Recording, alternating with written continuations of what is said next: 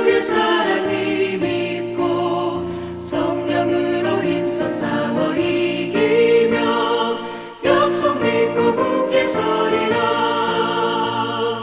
굳게 서리 영원하신 말씀 위에 굳게 서리. 굳게 서리 그 말씀 위에 굳게 서리라. 주님 약속하신 말씀 위에서 성령 인도하는 대로 행하며 주님 품에 항상 안식 얻으며 약속 믿고 굳게 서리라. 약속 믿고 굳게 서리 영원하신 말씀 위에 굳게 서리. 말씀 위에 굳게 서 그 말씀 위에 굳게 서리라. 기도하시겠습니다. 좋으신 하나님 아버지, 오늘도 새로운 날을 주셔서 하루의 첫 시간 주님 앞으로 나왔습니다. 주님 이 말씀을 붙잡고 오늘 하루도 내 뜻대로가 아니라 주님의 말씀대로 살아가는 하루가 되게 하여 주시옵소서. 힘들고 어려운 때를 지나가고 있습니다. 주님 말씀이 살아서 우리에게 소망을 주시고 우리에게 빛이 되어 주시옵소서. 예수님의 이름으로 기도했습니다. 아멘. 할렐루야. 성경 말씀 보시겠습니다. 지난 시간하고 마찬가지로 요한복음 4장 46절부터 54절까지 한 번 더 보시겠습니다. 요한복음 4장 46절부터 54절까지 제가 봉독해 드리겠습니다. 예수께서 다시 갈릴리 가나에 이르시니 전에 물로 포도주를 만드신 곳이라. 왕의 신하가 있어 그의 아들이 가버나움에서 병들었더니 그가 예수께서 유대로부터 갈릴리로 오셨다는 것을 듣고 가서 청하되 내려오셔서 내 아들의 병을 고쳐주소서 하니 그가 거의 죽게 되었습니다. 예수께서 이르시되 너희는 표적과 기사를 보지 못하면 도무지 믿지 아니하리라.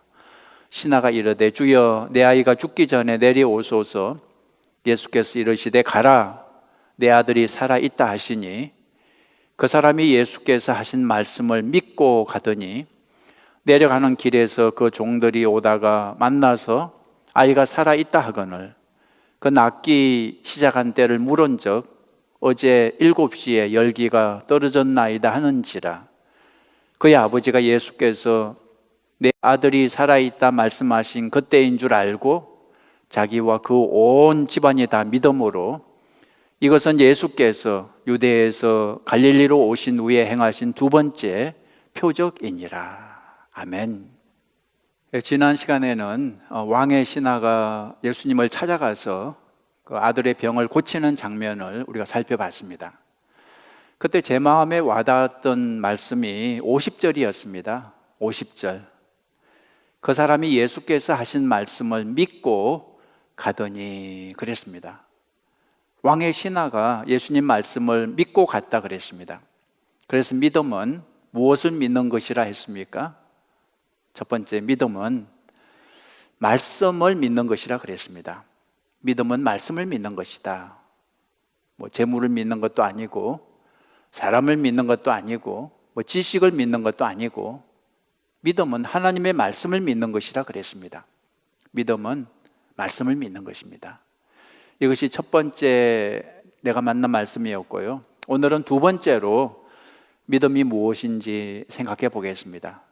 빈칸 한번 채워보시죠. 믿음은 빈칸에 뭐가 들어갈까요? 순종입니다. 우리는 종종 믿음을 오해합니다. 믿는다고 생각을 하고 믿는다고 말을 하면 믿음이 있다고 오해를 합니다. 그러나 그렇지 않습니다. 생각이나 말이 곧 믿음은 아닙니다. 왜냐하면 거짓 생각을 하고 거짓 말을 하는 사람도 있기 때문입니다. 말이나 생각만 가지고는 믿음이라고 인정할 수 없습니다. 그럼 어떻게 해야 진짜 믿음이 되는 것입니까? 행동입니다. 행동이 있어야 됩니다. 행동을 해야 진짜 믿음이 되는 것입니다. 요한복음에는 예수님의 기적이 7개 나온다 그랬습니다. 첫 번째 기적은 가나의 혼인잔치에서 물을 포도주로 만든 기적이죠. 두 번째 기적은 오늘 성경에서 왕의 신하의 아들의 병을 고친 사건입니다. 그런데 여러분, 이 기적들이 일어난 배경을 잘 살펴보면 항상 순종이 있습니다. 첫 번째 기적, 물을 포도주로 바꿀 때 예수님이 하인들에게 명령하셨죠. 무엇을 명령하셨습니까? 두 가지 명령을 했습니다. 첫째는 물을 6개 항아리에 아구까지 가득 채우라 했습니다. 또 두 번째 명령은 항아리에 있는 그 물을 떠서 이제 손님들에게 갖다 주라 했습니다. 둘 다 이해할 수 없는 명령이었습니다. 왜 그래야 하는지 예수님이 설명해 주시지 않았습니다. 그런데도 하인들은 순종을 했습니다. 예수님이 명령하시는 대로 순종했습니다. 그 결과 물이 포도주가 되는 기적이 일어난 거죠. 만약에 순종이 없었다면 그와 같은 기적이 일어나지 않았을 것입니다. 오늘 성경에 나오는 이 두 번째 기적도 순종의 결과였습니다. 예수님이 왕의 신하에게 내 아들이 살았다고 하시면서 집에 가보라고 말씀하셨을 때 왕의 신하가 그 말씀을 믿고 집으로 갈 때 아들이 고침을 받은 것입니다. 우리는 여기서 기적의 원리를 발견할 수 있습니다. 무엇입니까? 믿고 순종할 때 기적이 발생한다는 것입니다. 한번 따라해 보시겠습니까? 믿고 순종할 때 기적이 발생한다. 믿고 순종할 때 기적이 발생합니다. 믿는다고 생각을 하고 믿는다고 말을 하고 그러나 순종하지 않으면 거기서 끝나버리면 기적은 볼 수 없는 거죠. 여러분, 믿음은 순종까지 가야 기적을 볼 수 있는 것입니다. 여러분, 혹시 그 뉴욕에 있는 나이아가라 폭포에 혹시 가보셨습니까? 안 가보신 분은 꼭 한번 가보시기 바랍니다. 브라질의 이과수 폭포도 좋다 하지만 제 생각에는 나이아가라 폭포가 더 좋습니다. 왜냐하면 나이아가라 폭포에 가야 젊어질 수 있다 그러더라고요. 나이야 가라 나이가 가니까 젊어질 수 있다고 그러더라고요. 오래전에 이 나이아가라 폭포 위에 줄을 매달고 거기를 건너가겠다는 사람이 있었습니다. 떨어지면 죽는데 거기를 건너가겠다 그랬습니다. 그래서 수많은 구경꾼들이 조마조마 숨을 죽이고 지켜봤죠. 마침내 성공했습니다. 막 사람들이 박수 쳤죠. 두 번째로 이 사람이 외발 자전거를 타고 건너가겠다 했습니다. 자전거 바퀴 타이어를 빼고 바퀴 골격 그 홈에 줄을 대고 건너가겠다 그랬습니다. 수많은 구경꾼들이 조마조마 숨을 죽이고 지켜봤죠. 마침내 성공했습니다. 사람들이 또 열광적으로 박수를 쳤습니다. 세 번째로 이 사람이 한 사람을 태우고 이번에 또 건너가겠다 그랬습니다. 사람들에게 물었죠. 이번에도 건너갈 수 있다고 생각하냐고. 그랬더니 사람들이 막 박수를 치면서 Yes, we believe you can do it 막 소리를 쳤습니다. 이 사람이 구경꾼들에게 한 사람만 자원해 달라 그랬습니다. 자전거 뒤에 타고 나와 함께 폭포를 건너갈 사람 한 사람만 자원해 달라고. 그러자 갑자기 조용해졌습니다. 한 사람도 자원을 하지 않았습니다. 믿는다고 말한 사람은 많았지만 함께 폭포를 건널 사람은 없었다는 거죠. 여러분, 믿음은 말로만 믿는 게 아닙니다. 믿음은 함께 폭포를 건너가는 것입니다. 우리가 예수님을 믿는다면 예수님과 함께 폭포를 건너가야 하는 거죠. 예수님이 말씀하셨습니다. 나를 따르라. 나를 따르라. 믿음은 예수님을 따라가는 것입니다. 믿음은 순종입니다. 순종하지 않는 것은 믿지 않는다는 뜻입니다. 믿음은 순종으로 확인할 수 있는 것입니다. 50절 한번 오늘 성경 50절 다시 보시죠. 예수께서 이르시되 가라 내 아들이 살아있다 하시니 그 사람이 예수께서 하신 말씀을 믿고 가더니 그랬습니다. 저는 여기서 믿고 가더니 여기에 줄을 치고 묵상을 했습니다. 믿고 가더니 믿고 여기서 끝나지 않았습니다. 믿고 다음에 가더니, 믿으면 가야 한다는 거죠. 믿으면 행동을 해야 하는 거죠. 믿는다고 하면서 꼼짝을 하지 않는 것은 결국 믿지 않는다는 뜻입니다. 말로만 믿어요. 그러나 나는 꼼짝하지 않을 거예요. 이것은 안 믿는 것입니다. 여러분, 이런 유머가 있습니다. 어떤 흑인 교회에서 목사님이 설교를 하시면서 오늘날 교회는 어린아이처럼 걷지도 못하고 있습니다. 이제 교회는 일어나 걸어야 합니다. 막 이렇게 설교했더니 어떤 교인 한 사람이 아멘, 걷게 하소서, 막 그렇게 소리를 쳤습니다. 걷게 하소서. 그러자 다른 교인들도 한 목소리로 아멘, 걷게 하소서, 걷게 하소서 외쳤습니다. 그러자 이 목사님이 신이 나서 이렇게 말했습니다. 이제 주님 오실 날이 임박했기 때문에 시간이 없습니다. 이제는 달려가야 할 때가 됐습니다. 달려가야 됩니다. 그러자 또 한 성도가 아멘, 달려가게 하소서. 그러자 모두가 한 목소리로 아멘, 달려가게 하소서, 달려가게 하소서 외쳤습니다. 그러자 목사님이 더 신이 나서 이렇게 말했습니다. 땅끝까지 복음을 전하기 위해서는 이제 교회가 날아가야 됩니다. 그러니까 교인들이 일제히 아멘, 날아가게 하소서, 날아가게 하소서 외쳤다는 거죠. 그러자 목사님이 더 신이 나서 그렇다면 여러분이 헌신해야 합니다. 헌금도 해야 하고 선교사로 나가야 됩니다. 그랬더니 갑자기 조용해졌습니다. 조용한 가운데 누가 말했어요. 그냥 걷게 하소서, 걷게 하소서. 여러분, 말로 하는 것은 쉽지만 행동으로 하는 것은 정말 어렵다는 뜻입니다. 믿음은 말로 하는 것이 아니라 순종으로 하는 것입니다.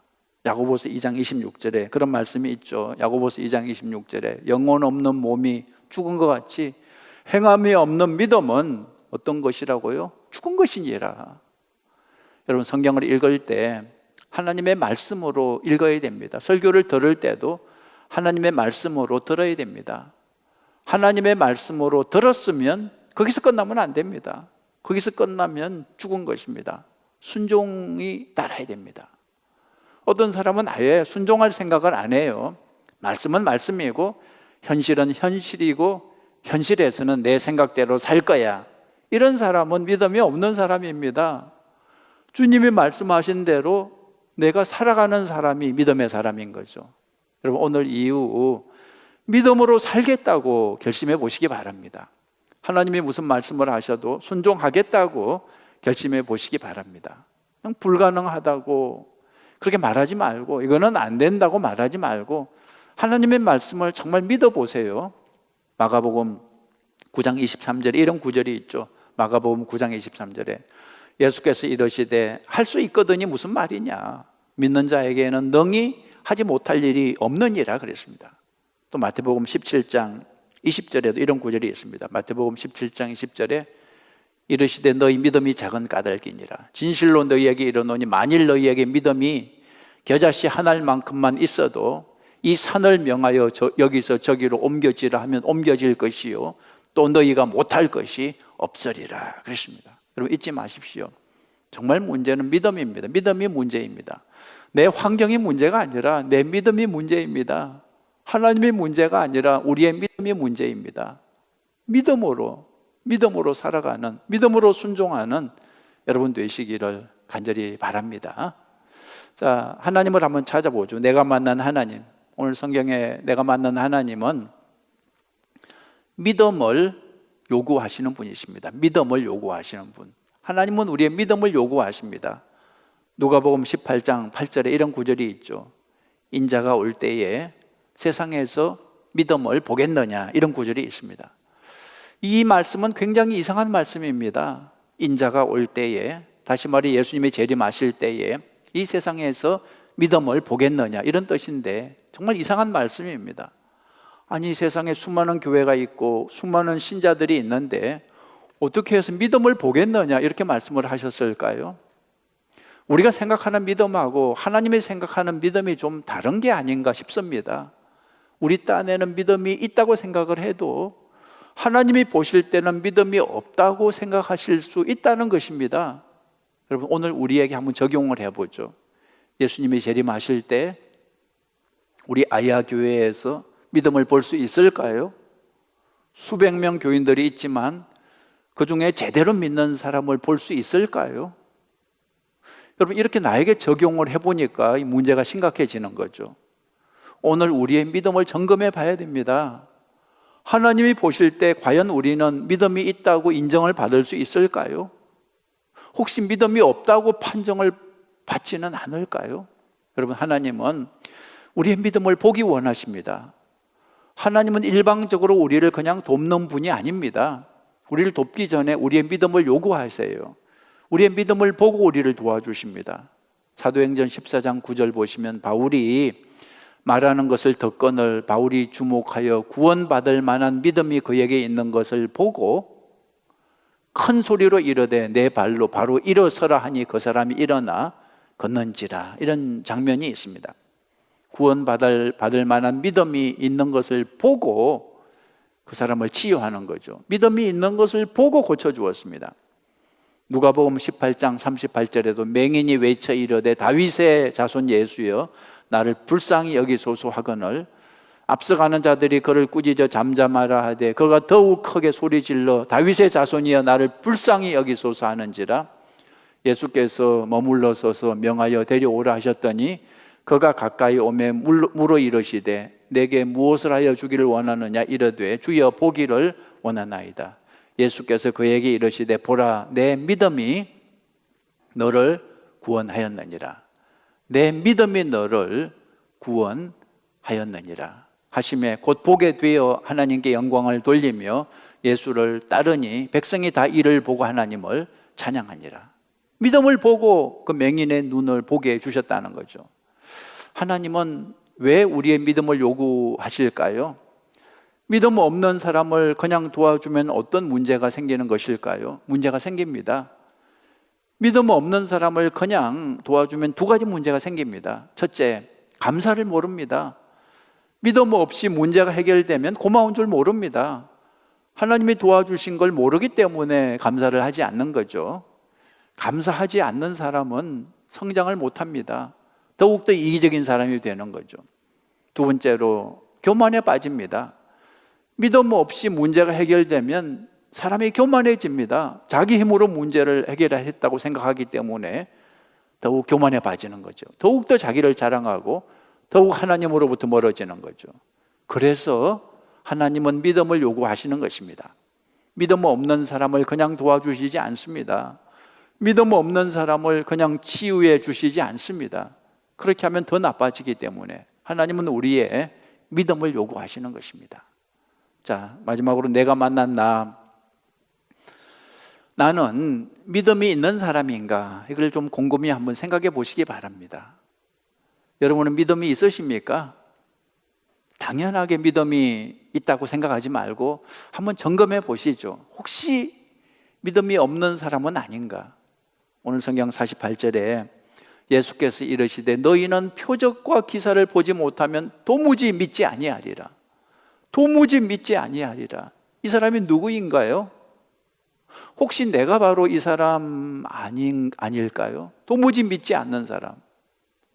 여러분, 배부르고 등 따실 때는 믿음이 있는지 없는지 분간이 잘 되지 않습니다. 어떤 사람이 정말 믿음이 있는지 없는지 분간이 잘 되지 않습니다. 그런데 요즘처럼 이 코로나 사태가 발생하면 믿음을 확인할 수 있습니다. 모든 게 불확실해질 때, 경제가 불확실해지고 건강이 불확실해지고 세상이 흔들릴 때 이제 내 믿음을 확인할 수 있는 것입니다. 제가 유머 하나 소개합니다. 어떤 여자 집사님이 목사님을 찾아가서 상담을 했어요. 목사님, 무서워 죽겠어요. 아시다시피 제 남편이 교회를 무지무지 반대하잖아요. 제가 계속 교회를 다니면 남편이 저를 죽이겠다고 말했어요. 너무 무서워요. 목사님, 어떻게 하면 좋을까요? 그러자 목사님이 웃으면서 대답했어요. 집사님, 염려하지 마세요. 하나님이 지켜주실 것입니다. 조금 더 염려하지 마세요. 남편은 집사님을 죽일 수 없습니다. 며칠 후에 그 여자 집사님이 다시 목사님을 찾아와서 이렇게 말했어요. 목사님, 큰일 났어요. 남편이 말하길 제가 계속 교회 나가면 이번에는 목사님을 죽이겠다고 말했어요. 어떡하죠? 너무 무서워요. 그러자 목사님이 심각한 얼굴로 말하길 집사님, 당분간 다른 교회를 다니시는 게 좋겠습니다. 제가 지금 유머를 한 겁니다. 유머를 했음에도 불구하고 여러분이 집에서 웃지를 않으시면 제가 당황하니까, 이게 유머지만 뼈가 있는 유머입니다. 우리의 믿음이 정말 진짜 믿음인지 좀 점검할 필요가 있다는 거죠. 남이 어려움 당할 때는 믿음으로 이기라고 말을 하면서 정작 자기가 어려움을 당하면 믿음이 없어질 때가 종종 있다는 것입니다. 지금 우리가 이 코로나 사태로 큰 어려움을 당하고 있는데 지금이야말로 내 믿음을 점검해 볼 수 있는 기회입니다. 하나님의 말씀, 하나님이 말씀하셨는데, 하나님이 약속하셨는데 그걸 믿는 믿음이 정말 나에게 있는지 점검해 보시기 바랍니다. 약속을 믿고 믿음대로 살아가는지 점검해 보시기 바랍니다. 말씀을 마치겠습니다.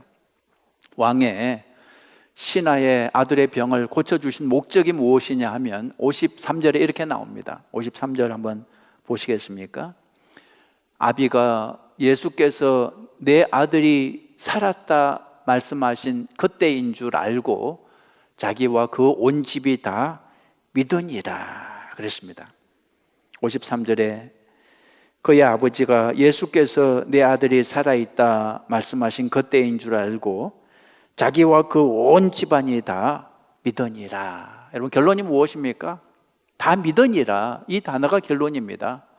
다 믿게 되었다는 것이 오늘 말씀의 결론이죠. 여러분, 성경은 믿음을 위한 책입니다. 성경책이 두껍고 내용이 복잡해 보여도 결론은 간단하죠. 무엇입니까?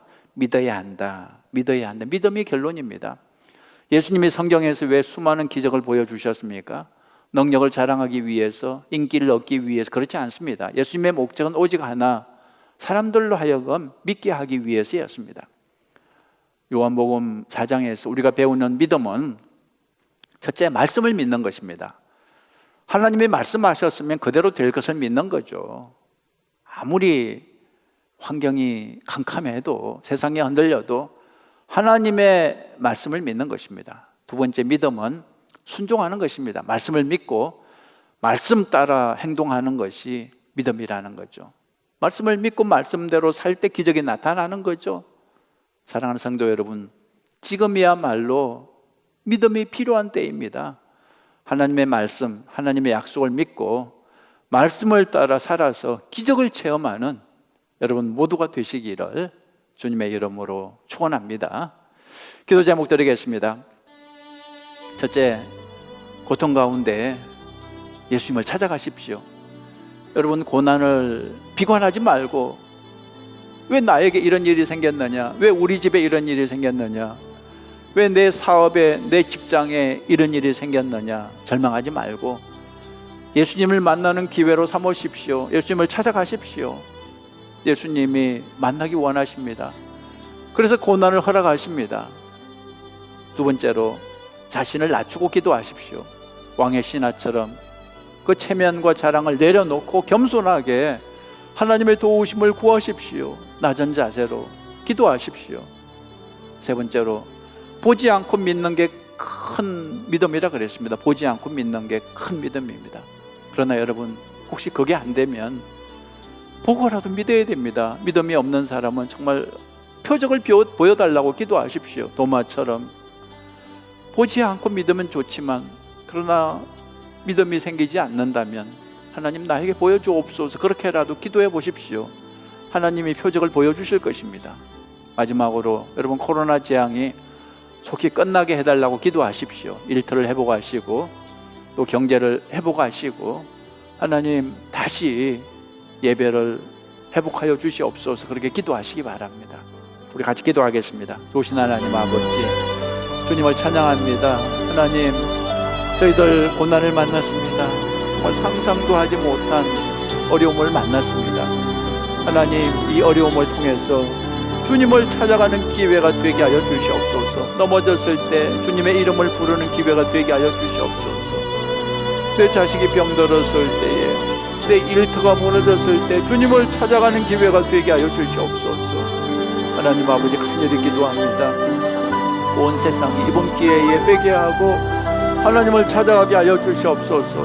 온 세상이 이번 기회에 하나님, 내 생각을 내려놓고 내 방법을 내려놓고 천부에 의지 없어서 주님께 갑니다. 회개하고 주님께 돌아오는 이 기회가 되게 하여 주시옵소서. 하나님 도와주시옵소서. 우리의 일터를 회복해 주시고 경제를 회복해 주시고 우리의 건강을 회복하여 주시옵소서. 하나님 다시 예배를 회복하여 주시옵소서. 주님 전에 나와서 온 교회가 함께 찬송하고 하나님 경배할 수 있는 때가 속히 오게 하여 주시옵소서. 주님, 능력이 많으신 주님, 불가능이 없는 주님, 주님 앞에 우리의 문제를 구할 때 주님께서 들어주시고 응답하여 주시옵소서.